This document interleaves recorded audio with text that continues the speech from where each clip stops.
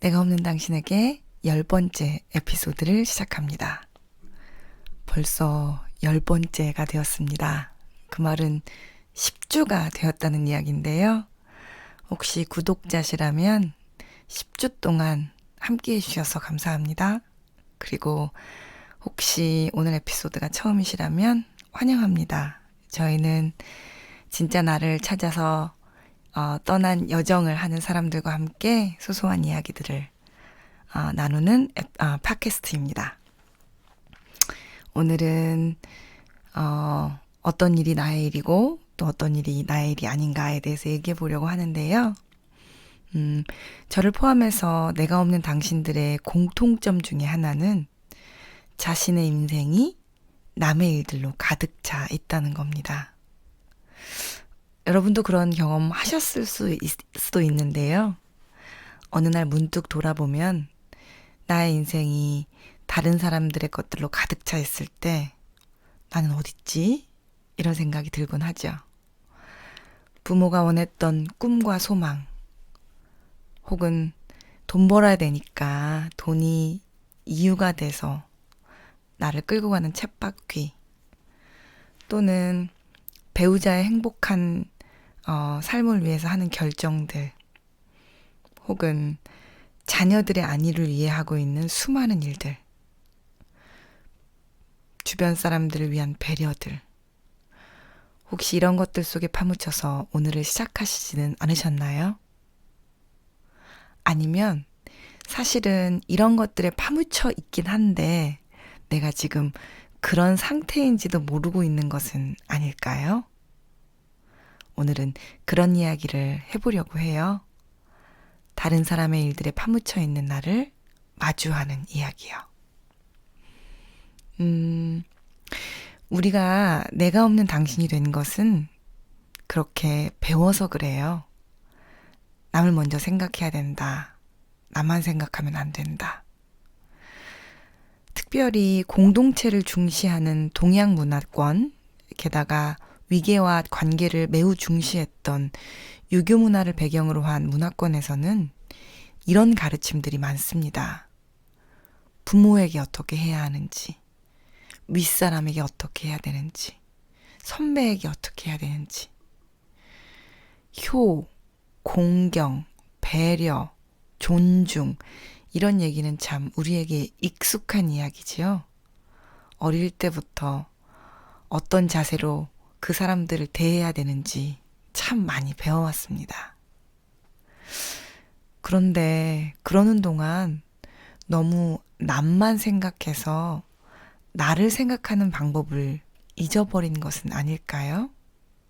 아니, 너무 남에게 어떻게 해야 되는지를 배우느라고 나를 생각하는 방법을 아예 안 배운 건 아닐까요? 한번 돌이켜서 생각해 보세요. 나를 생각하는 방법을 배운 적이 있는지, 어떻게 하는 것이 나를 위로하고 나를 배려하는 거, 이런 얘기 해준 사람이 있었는지요. 학교 등교하면서 선생님 말씀 잘 들어 라는 말을 들은 만큼 네 마음의 소리도 잘 들어, 이런 얘기 우리 들어본 적 있었나요?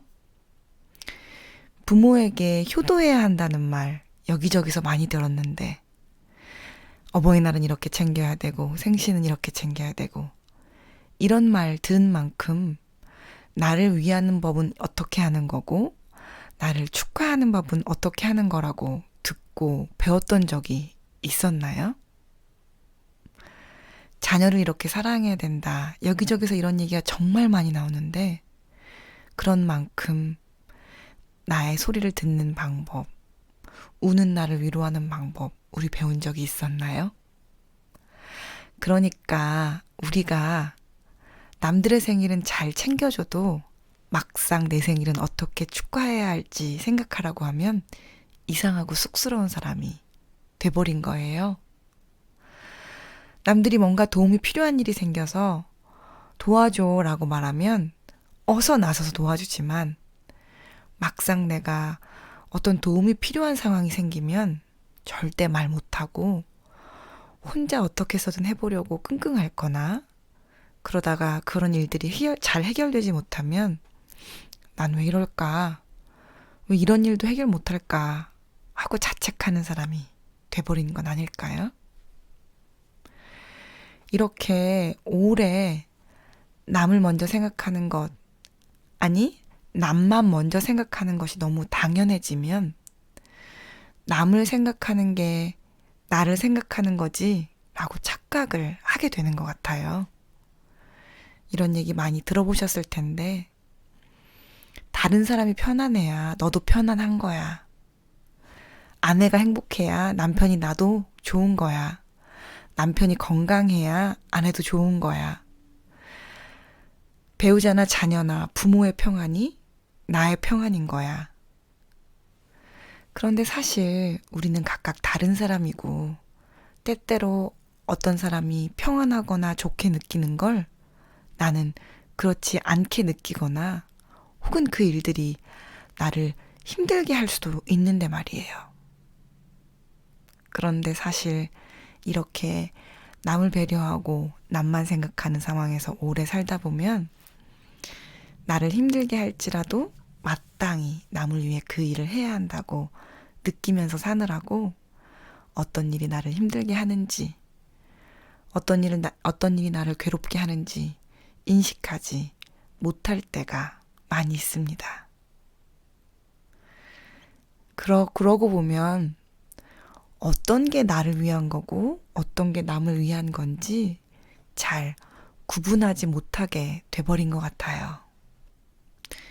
이렇게 남을 먼저 생각하는 사람으로 배우고 자라게 되면 남이 하는 부탁들에 대해서는 무방비 상태가 됩니다. 나를 생각하고 배려하는 것을 전혀 배우지 못하고 연습하지 못한 상태에서 누군가가 부탁을 하게 되면 정답은 늘 이미 정해져 있습니다. 내가 어떤 상태인지, 그것이 할 수 있는 일인지 아닌지, 그 일이 내 마음과 감정과 몸에 어떤 영향을 주게 될지를 가늠할 능력이 전혀 없기 때문에 그저 배운 대로 남을 먼저 생각하게 되는 것이죠. 그런데 만일 남을 먼저 생각하게 되는 그 상황이 오지 못하게 되면, 남을 돕지 못하게 되는 그런 상황이 오게 되면 죄책감과 수치심은 이루 말할 수가 없게 됩니다. 거절을 못해서 하기 어려운 일을 하거나 가고 싶지 않은 장소에 나가거나 돈이 없는데도 대출을 해서 돈을 빌려주거나 하는 일들은 정말이지 우리 주변에 너무 흔히 일어나는 일이지요. 저는 오랫동안 부탁한 사람이 가볍게 물어나 본 부탁에도 너무 온 마음을 다해서 도와주느라 저를 깎아먹은 적이 한두 번이 아닙니다. 그렇게 애를 쓰고 저를 소멸해가면서 제가 한 도움이 상대방이 그걸 가볍게 여길 때 그게 그렇게 속상할 수가 없더라고요. 그런데 돌이켜 생각해보니 원래 상대방은 저에게 그냥 가볍게 물어봤던 것으로 저도 그냥 가볍게 거절해도 될 만한 일이 많았었습니다. 그렇다면 이렇게 나를 소멸시킨 것은 저의 책임일까요? 아니면 저에게 부탁을 한 사람의 책임일까요? 그러면서 생각해보게 됐어요. 우리가 내가 없는 당신이 된 것은 어쩌면 남의 부탁을 거절할 줄 몰라서였는지도 모른다고요. 그래서 오늘은 나를 찾아가는 여정 중에 중요한 한 걸음은 내가 마주한 많은 일들 중에 나의 일이 무엇인지 잘 정리하는 것, 어떤 것이 내 책임이고 어떤 것이 아닌지를 잘 정리하는 것이라고 말씀드리고 싶었어요. 사실은 조금 거리가 있는 사람의 부탁을 거절하기에는 상대적으로 쉬울지는 몰라도 가까운 사람, 내가 사랑하는 사람들의 부탁은 거절하기가 매우 어렵습니다. 그리고 그 사람들은 내가 정말 아끼는 사람들이기 때문에 부탁을 입 밖으로 꺼내기 전에 내가 먼저 달려가서 알아서 도와주는 경우도 많죠. 하지만 이렇게 하다 보면 내 시간과 인생은 다른 사람들의 일들로 가득 차게 되더라고요. 남을 배려하는 마음씨 착한 나의 친구들, 내가 없는 당신들이요. 이것을 꼭 기억해 주세요. 우리들은 모두 우리 각자의 인생을 살아야 하고 각각의 책임과 소임을 다하며 살아야 합니다. 그리고 내 인생이 아닌 그 어떤 인생도 내가 대신 살아줄 수 없고 내 인생도 남이 절대로 대신 살아줄 수 없습니다. 내 인생과 남의 인생을 헷갈리는 순간 모두에게 비극이 찾아옵니다. 자신의 인생은 다 뒤로 한 채 자식들을 위해 희생과 헌신만 한 부모들은 장성한 자녀의 인생과 자신의 인생을 분리하지 못해 여러 아픔을 겪게 되죠. 힘이 들고 어려울 때 서로 도와줄 수는 있지만 결국 자신의 역경을 이겨내고 자신의 인생을 가는 것은 각자의 몫입니다.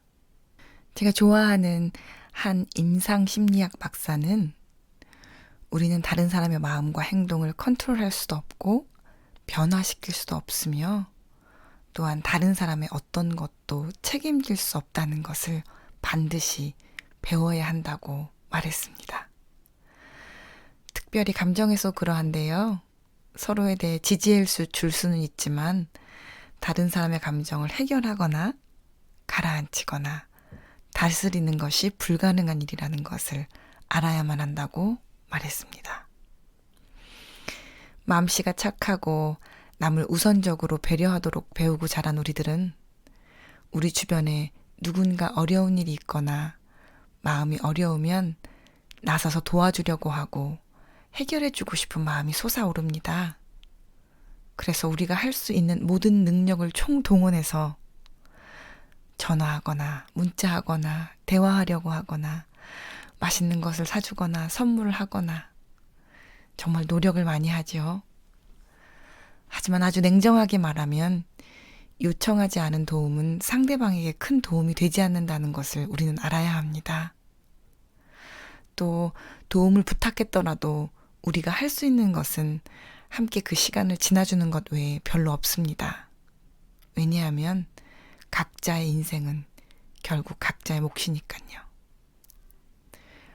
육아, 자녀 양육의 최종 목표는 아이의 성장과 독립이라고 말합니다. 이 말은 결국 이 아이가 스스로 서서 각자의 인생을 책임지면서 가게 하는 것이 육아와 훈육의 목적이라는 말이죠.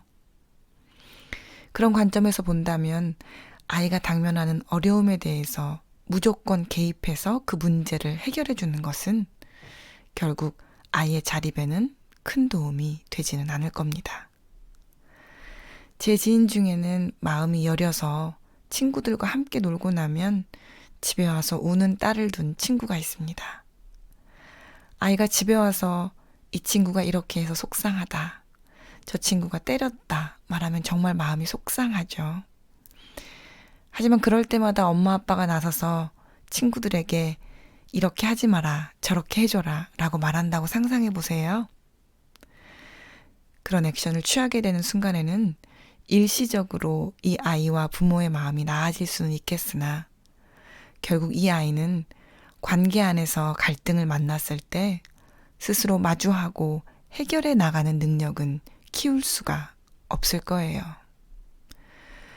그래서 진정한 도움은 스스로 일어나서 그 일을 마주하고 헤쳐나가도록 도와주는 것이라고 합니다. 그러니 때때로 발벗고 나서고 싶어도 달려나가는 내 발을 묶어두고 자신이 처한 일을 마주하고 때로는 울기도 하면서 이렇게 저렇게 해결을 시도하도록 시간을 충분히 주는 것이 진정한 도움일지 모릅니다. 자녀 문제만 그런가요? 나이 들어 외롭다는 부모님에게 그 외로운 마음이 짠해서 부모의 모든 외로운 시간을 해결해주고자 틈만 나면 전화드리고 만나드리고 하는 것은 일시적으로는 어려운 마음이 해소될지는 모르지만 나이가 든 새로운 환경에서 인생을 어떻게 살아야 할지 생각하고 실행하는 기회를 빼앗아 버리는 꼴이 될 수도 있다는 것을 기억해야 합니다. 그러니 진정한 도움은 스스로 일어서서 그 일을 마주하고 헤쳐가도록 하는 것이라는 것은 아이뿐 아니라 모든 사람에게 해당되는 말일 것입니다. 그리고 이 이상의 도움은 그 누구에게나 도움을 주는 사람의 큰 희생과 자기 소멸을 불러일으킬 수밖에 없다는 것을 잊지 말아야 합니다. 오늘 이야기를 정리하면서 내 인생이 자꾸만 남의 일들로 가득 차게 되는 것 같을 때 스스로에게 하면 좋은 질문들을 몇 가지 제안할게요. 첫 번째로 혹시 다른 사람에게 어떻게 해야 한다는 이야기를 주변에서 들으신다면 예를 들어 부모에게는 이렇게 해야 한다. 배우자에게는 이렇게 해야 한다. 직장 상사에게는 이렇게 해야 한다. 자녀에게는 이렇게 해야 한다. 이런 식의 이야기 말이에요. 이런 이야기를 들으신다면 웃으면서 감사하게 받으십시오. 하지만 반드시 자신만의 시간을 가지시면서 그 말을 들은 만큼 나는 나에게 어떻게 해야 하는지 생각하는 시간을 자신에게 선물해 주세요. 나는 나를 어떻게 위하고 어떻게 아껴야 하는지 연습하는 시간도 말이에요. 그런데 비밀을 한 가지 말하자면 이러한 소리에 귀를 기울이시다 보면 아마도 남이 이렇게 해야 한다는 말을 주변에서 하는 횟수보다 자기 자신이 스스로에게 다른 사람한테 잘해야 돼 라고 강요하는 횟수가 훨씬 더 많다는 것을 금방 알게 되실 거예요. 그렇지만 자기 자신에게 강요한 것도 당연히 들은 횟수에 속하기 때문에 그때에도 꼭 자신을 생각하는 시간을 주셔야 합니다. 두 번째로 누군가가 도움을 요청하게 되면 그 도움이 나를 소멸하거나 깎아먹지 않고도 줄 수 있는 상황인지 꼭 돌아보세요. 만일 그렇지 않다면 정중하게 거절하시거나 나를 소멸하지 않고도 줄 수 있는 도움을 제안해 보세요. 그런데 가장 무서운 것은 요청하지도 않는 도움을 자꾸 주고 있는 나의 모습을 발견하는 것인데요. 특별히 가까운 사이에 무엇인가 도움이나 마음이나 말을 나누어 주기 전에 지금 내가 하는 행동이 상대방이 스스로 일어나서 자신의 인생을 잘 헤쳐나가도록 하는데 도움이 되는 일인가 아닌가를 물어보세요. 만일 그렇지 않다면 달려나가는 마음을 잘 묶어두시고 상대방에게 자신의 일을 잘 마주하도록 시간을 충분히 주셔야 합니다. 여러분이 하던 일들을 멈추면 처음에는 서운하고 어려워할지 몰라도 결국은 스스로 자신을 돌아볼 수 있는 시간을 제공해 주는 것이라는 것을 잊으시면 안 돼요. 마지막으로 한 가지만 더 말씀드리자면요. 여러분 그런데 정말 신기하지 않아요? 왜 내가 없는 당신들은 남을 돕는데 그렇게 적극적일까? 왜 남 일에는 이렇게 잘 나설까? 안 그래도 에너지가 없는데. 이에 대해 페퍼다인 대학의 한 심리학 교수는 이렇게 대답하더라고요. 자신이 진짜 마주해야 할 문제를 두고 도망다니는 사람들은 주로 남의 일을 돕고 간섭하기에 그렇게 바쁠 수가 없대요. 제가 이 말을 듣고 뒤통수를 맞은 것 같은 기분이 들더라고요. 아, 내가 나를 마주해야 하는 문제, 내가 성장해야 하는 문제, 내가 치유받아야 하는 문제, 내가 변화해야 하는 문제는 그렇게도 덮어놓고 싶었구나. 그렇게도 도망다니고 싶었구나.